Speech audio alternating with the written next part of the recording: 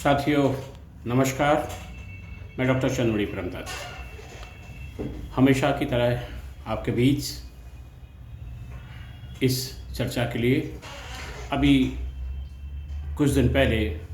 उत्तर प्रदेश के 5 राज्यों में चुनाव हुए, जिसमें से 3 बड़े महत्वपूर्ण राज्य उत्तर प्रदेश, पंजाब और उत्तराखंड, उसके साथ ही गोवा और मणिपुर के चुनाव हुए। विधानसभा चुनावों का जो रिजल्ट आशा के विपरीत कहूँ या समर्थन में कहूँ, इस बारे में कोई टिप्पणी नहीं करना चाहूँगा, लेकिन ये जो चुनाव भारतीय जनता और भारतीय राजनीति में रुचि रखने वाले बहुत लोगों के लिए कई सवाल खड़े कर गए और कई सीख खड़े कर गए।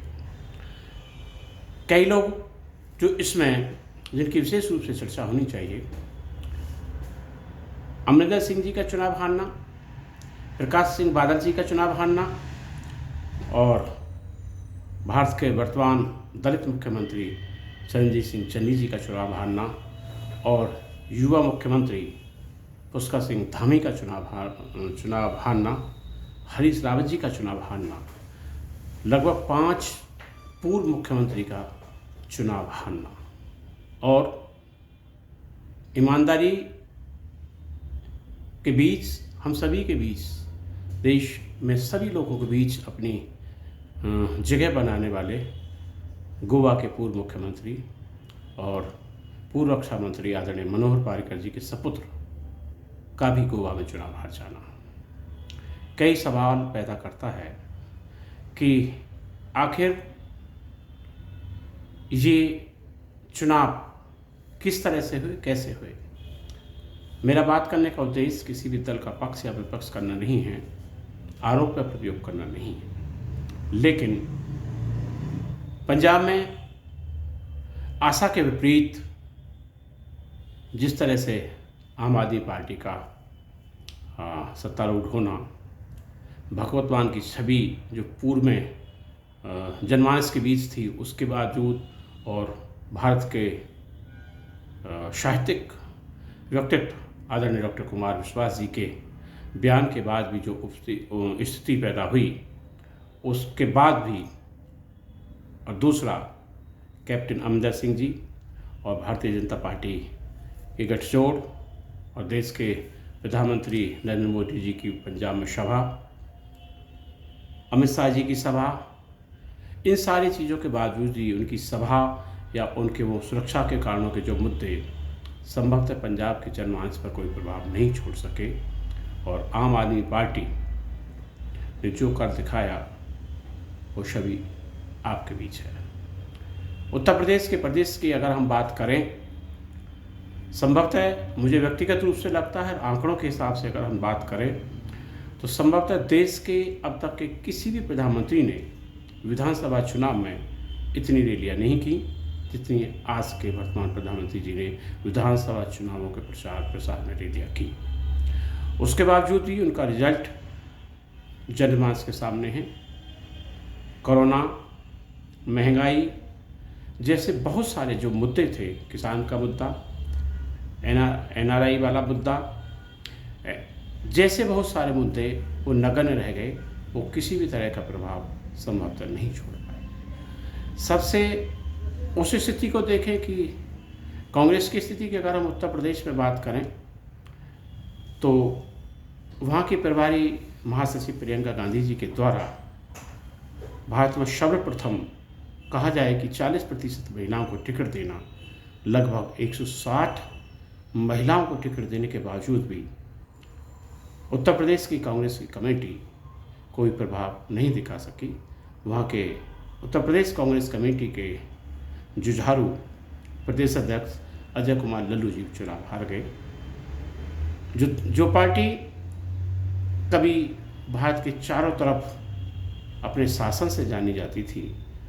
वो उत्तर प्रदेश की 403 सीट में से केवल 2 सीट ला सकी। भारतीय राष्ट्रीय कांग्रेस के वरिष्ठ नेताओं को इस बाबत में गहन विचार करने की आवश्यकता है। और ज़मीनी चिंतन करने की आवश्यकता है। मैं अनुरोध कर रहा हूं कि उन कार्यकर्ताओं से, उन पदाधिकारियों से, उन नेताओं से जो वातानुकूल कमरों में बैठकर राजनीति का गुणा-जोड़ करते हैं, गुणा-भाग करते हैं, वो भविष्य में आगे आएं और ज़मीन पर काम करें। और विशेष रूप से भविष्य के लिए अगर प्रियंका जी भारतीय राजनीति में आना चाहती हैं, दिल से आना चाहती हैं, तो उनको आज से, अभी से 2024 की तैयारी में जुट जाना चाहिए। हार या जीत कोई मायने नहीं रखती। और आम जनता के साथ हमारा एक सुझाव भी है कि पहले जब प्रधानमंत्री हुआ करते थे तो उनके समय की परंपरा हुआ करती थी जनता दरबार की। वर्तमान प्रधानमंत्री जी के समय वो जनता दरबार की परंपरा खत्म हो गई है। उसी तरह प्रधानमंत्री जी का कोई जनता दरबार नहीं होता जनता के लिए, नहीं मुख्यमंत्री जी का कुछ होता है। इसी तरह के जनता दरबार कांग्रेस अध्यक्ष को और विशेष रूप से प्रियंका गांधी जी को हर रविवार को दिल्ली में आयोजित किए जाने चाहिए, जहां पर कि उनके कार्यकर्ता, कांग्रेस के कार्यकर्ता अपनी बात को सीधे तरीके से कह सकें और अपनी बात को सुचारू रूप से रख सकें। ये केवल सुझाव प्रियंका जी के लिए है अगर वो भविष्य में 2024 या भविष्य की राजनीति करना चाहती है। कांग्रेस पार्टी के 2 फैसले जो बहुत बाद में आए, अगर वो चुनावों के शुरुआत में आते तो हमें लगता है कि व्यक्तिगत रूप से वो ज़्यादा प्रभावशाली होते। जिस तरह का फैसला राजस्थान की अशोक गहलोत सरकार ने किया और जिस तरह का फैसला छत्तीसगढ़ की बघेल सरकार ने किया, उस तरह के फैसले जो सरकारी कर्मचारियों की पुरानी पेंशन को बहाल करने के लिए की गए, अगर ये फैसले 2 महीने पहले हो जाते और धरातल पर काम करते तो हमें लगता है कि कांग्रेस पार्टी कम से कम पंजाब, कम से कम उत्तराखंड, मणिपुर और गोवा 4 राज्यों में लगभग सत्ता में होती या विपक्ष में बहुत मजबूती के साथ होती। और उत्तर प्रदेश जैसे बड़े राज्य में जहाँ पर कि जो सरकारी कर्मचारी या उससे जुड़े हुए लोग हैं, वहाँ पर 2 अंकों में नहीं समेट पाते। खैर, भारतीय राष्ट्रीय कांग्रेस के लिए संपूर्ण भारत में अब सोचने का विषय है, चिंतन का विषय है और समझदारी विषय है कि पुरानी कहावत है कि जीत के साथ 1000 हाथ होते हैं, हार के साथ कोई हाथ नहीं होता। इस बात का अनुसरण करते हुए कि कांग्रेस पार्टी को अपनी हार से सीख लेनी चाहिए। जिस तरह से प्रदेश बनना था उत्तराखंड में हरीश रावत जी के नेतृत्व में जिस तरह की स्थितियां बन रही थी कि 3 मुख्यमंत्री बदलने के बाद भी वो कोई खास प्रभाव नहीं दिखा सके और अपनी परंपरागत सीट भी वो हार गए। हालांकि वर्तमान मुख्यमंत्री पुष्कर धामी जी भी अपनी सीट हार गए, लेकिन इन सारी चीज़ों को विश्लेषण करने की आवश्यकता है, नितांत आवश्यकता है और विशेष रूप से गुटबाजी की आवश्यकता है। अब जिन राज्यों में सरकार बनाई है, 4 राज्यों में जहां पर भारतीय जनता पार्टी ने सरकार बनाई, मैं व्यक्तिगत रूप से और बड़ी जिम्मेदारी के साथ इस बात को कहना चाहता हूं, उत्तर प्रदेश, उत्तराखंड, गोवा और मणिपुर में 4 राज्यों में जो सरकार बनी है वो किसी कार्य विकास के आधार पर नहीं बनी है। लोगों ने 2 चीज़ों पर नाम पर वोट दिया है, भगवान राम के नाम पर और मोदी जी के नाम पर। मुझे ऐसा लगता है कि भगवान राम अब मंदिर से निकलकर भाजपा के दफ्तर में आ गए हैं, भाजपा के दफ्तर में आ गए हैं और आदरणीय मोदी जी के नाम का जो प्रभाव, जो चमत्कार अभी चल रहा है, अगर कार्यकर्ताओं ने वास्तविक रूप से ज़मीनी स्तर पर काम नहीं किया तो संभव हो सकता है कि कोई भी नाम ज़्यादा दिन तक नहीं चलता। नाम का प्रयोग कुछ समय तक होता है। सजेशन और सुझाव भारतीय जनता पार्टी को भी है कि वो ज़मीनी तौर पर काम करें। राम के नाम का प्रयोग हम बहुत बार कर चुके हैं, संभवतः अगले बड़े चुनावों में ये नाम का प्रयोग नहीं चल पाए। भगवान राम को मंदिर में सीमित रहने दें, भाजपा के दफ्तरों तक सीमित ना करें। साथियों, इन सारी चीज़ों के बाद जिस तरह से केजरीवाल साहब के बारे में अगर हम चर्चा करें तो बहुत सारे के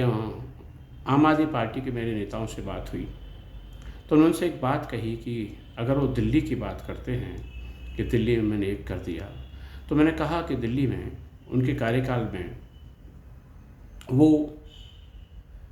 अपने कार्यकाल के जो 7 या 7 साल का वो कार्यकाल गिना रहे हैं,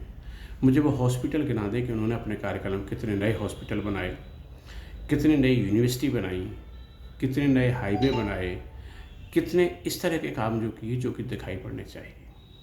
हाँ, मुझे ऐसा लगता है कि शराब की हज़ारों दुकान ज़रूर खुल गई। पता नहीं लोग क्या सोचते हैं और क्या सोचना चाहिए, मैं इस बारे में कोई टिप्पणी नहीं करूँगा। आम आदमी पार्टी का जो बढ़ता कद है, उसका जो बढ़ता कद है, अगर यही स्थिति रही कि दिल्ली की जो स्थिति है विकास की, तो ये जो ढिंढोरा है वो भी ज़्यादा दिन तक संभवतः नहीं चल पाए। अगर मुझ जैसे व्यक्ति से कोई कहे कि दिल्ली के मोहल्ला क्लिनिक के, दिल्ली के स्कूल के, दिल्ली की बहुत सारी सड़कों के, दिल्ली के सीवर सिस्टम के, यमुना के, ट्रांसपोर्ट व्यवस्था के बहुत सारे, कम से कम मैं 100 वीडियो आपको ऐसे भेज सकता हूँ कुछ मिनट के, जिससे आप दिल्ली का हाल बहुत अच्छी तरह जान सकते हैं। खैर, इस बारे में विपक्ष में भारतीय जनता पार्टी और कांग्रेस ने ऐसी कोई मेहनत नहीं की जो दिल्ली के कम से कम उस व्यवस्था के वीडियो, टूटी सड़कों के वीडियो, अस्पताल की व्यवस्था के वीडियो, दिल्ली में राजधानी में ऑक्सीजन नहीं मिलने के कारण जो हमारे कोरोना के कारण लोग एक्सपायर हुए, उन सारे वीडियो को बनाकर वो पंजाब या बहुत सारी जगह उनकी सच्चाई को बयां करते हैं। शायद वो भारतीय जनता पार्टी और कांग्रेस और दलों के कार्यकर्ता केवल वातानुकूलित कमरों में बैठकर बात करते रहे और पंजाब को दिल्ली का सच नहीं बता पाए। खैर, मेरी 5 राज्यों में नवनिर्वाचित किसी भी दल के समस्त विधायकों को और नवनिर्वाचित मुख्यमंत्री को हार्दिक बधाई। लेकिन एक जिम्मेदार नागरिक होने के नाते मेरे अनुरोध जरूर करूंगा, एक बार जीतना बहुत आसान है, लेकिन विकास होना चाहिए, अवश्य होना चाहिए और लगना और दिखना भी चाहिए। हजारों करोड़ रुपए के अगर हम प्रचार पर पैसा खर्च कर रहे हैं तो उस चीज़ की आवश्यकता हमें नहीं पड़नी चाहिए। इन्हीं शब्दों के साथ मैं अपनी वाणी को विराम देता हूँ। धन्यवाद, नमस्कार।